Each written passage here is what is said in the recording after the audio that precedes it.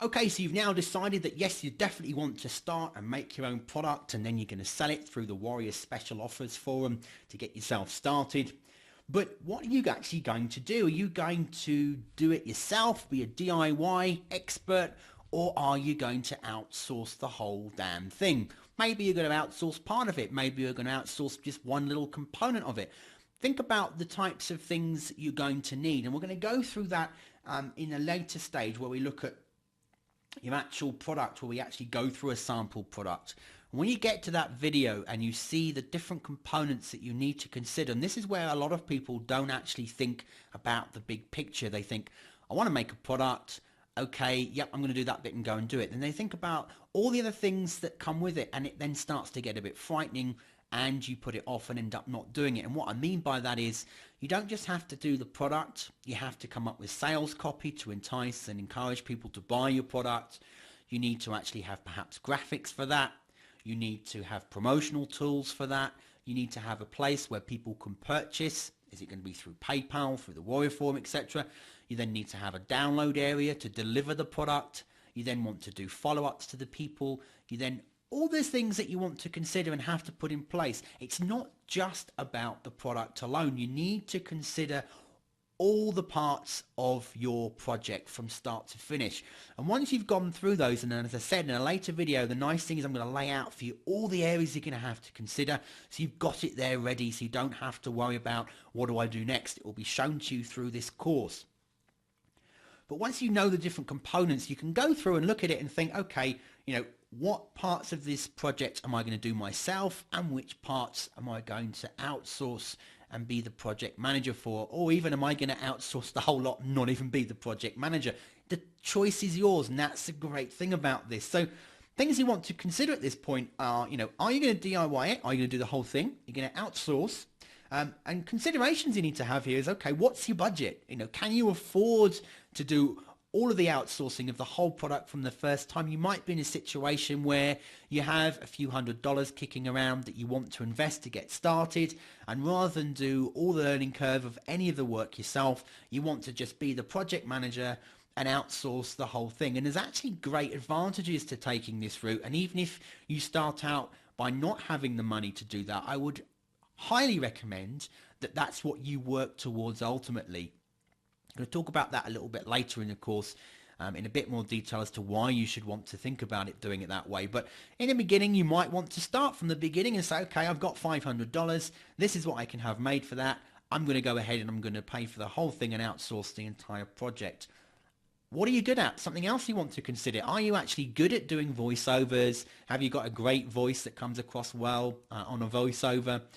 Are you good at making videos? You got a little bit of a design streak in you and you're great at doing perhaps mini site templates for people, or even just designs that would go into mini sites or videos, so you can do nice looking backgrounds, or you can do animations, or whatever it is your skill might be? Or are you just good at managing people and projects, so you actually think, well, actually I've got the capital, I'm good at managing a project, I can just bring this whole thing together? So look at your strengths and look at your weaknesses and be honest about that. And from that, let that guide you as well into which you decide to do in the beginning. And at the end of the day, if you're not that brilliant at something, the best way to get better is to practice. So when you're making some products, if you really suck at it, don't try attempting it, because it could end up costing you money. It's better to pay a bit of money and have someone, say, for example, write the sales copy for you, and it then come across a lot better. But the nice thing about the environment you're in is you've got the ability to learn. So by going into the Warrior Special Offers Forum, and we'll look at this when we're going in to do research, you're going to go through and look at what other products people are selling to get an idea of perhaps the market you might want to start within selling.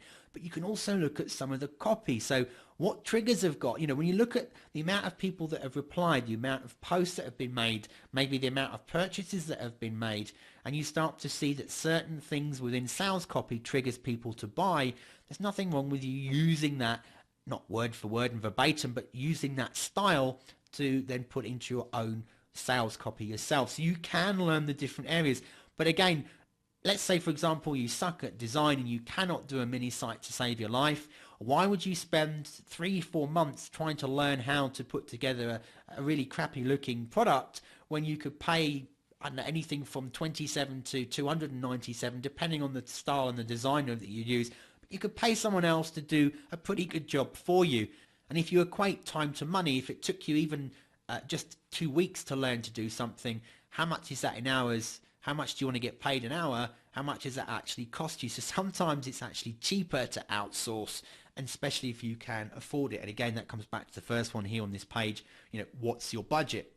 And the other thing to consider, it's a silly question perhaps, but why are you doing this? Are you going to throw money at something just because? Are you going to learn how to do a certain thing, like perhaps design to sell templates because you want a new hobby? Or are you doing it because you want to have a business, you want to build a list of people, you want to build sales revenue, you want to get to the stage where you're working from home full time, or making some extra money to pay for treats for the family or to cover a few bills?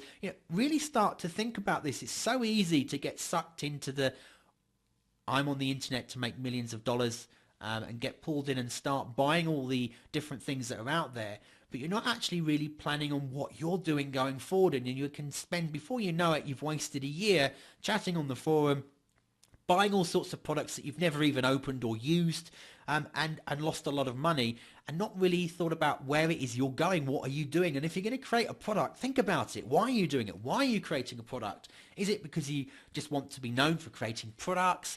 Is it because you want to build a list? Is it because you want to make money?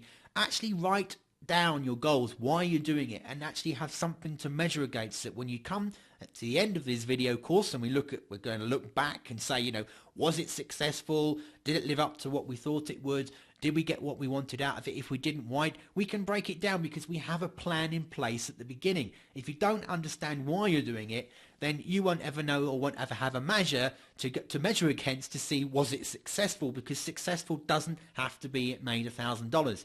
Successful could be you added 10 people to your list. And if you have no list today, and by the end of the week you have a list of 10 people, that's quite an achievement, and you should be proud of that. It's more than a lot of people will actually ever accomplish because they never take action. So have a set of goals, understand why you're doing it, make sure you've got your budget to cover what you're doing, look at your strengths and your weaknesses, and then you're ready to decide, what am I actually doing myself, or what am I outsourcing? And then you're ready to move on to the next phase, where we're going to look at doing your research, thinking about the product that you're actually going to create and then going to sell.